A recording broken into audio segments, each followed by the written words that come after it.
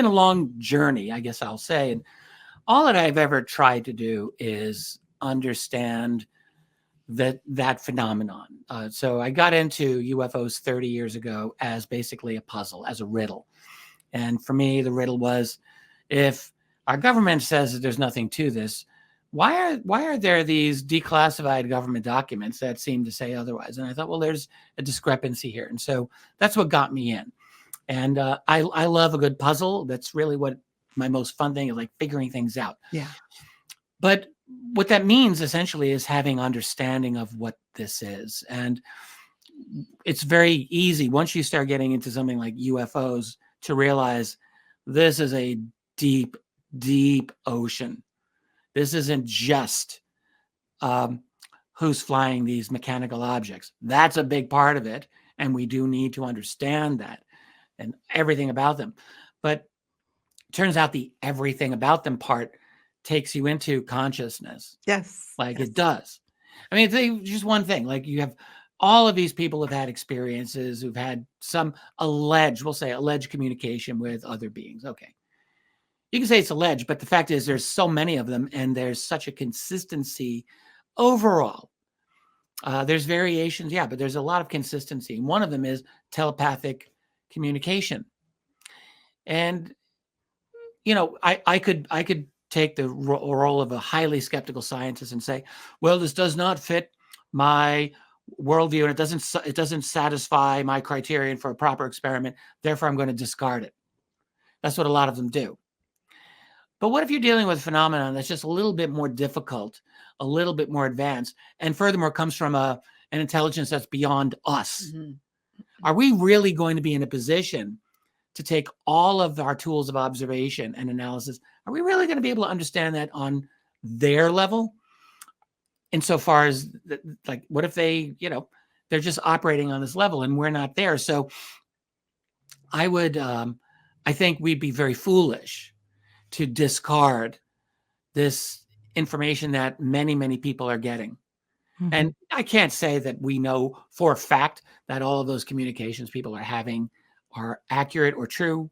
And I've met a number of people in my life that I just did not believe.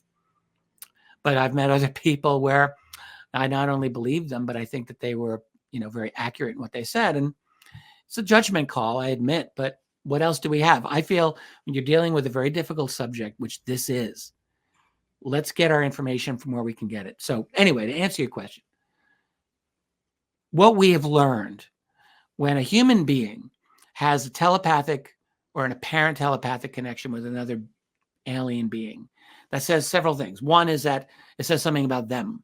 They have this ability, whether it's innate or technological, they can do it. It says something about us too. The fact that we can receive such things Indeed tells us we've got something going on that we don't normally activate.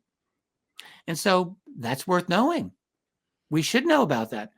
Why go through an entire lifetime, your whole life, and you're simply in reactive mode? You're like, I got to do my job. I got to pay the bills. I got to cook dinner. I've got to, and then you study your little things here and there, but really to go deep, that's difficult.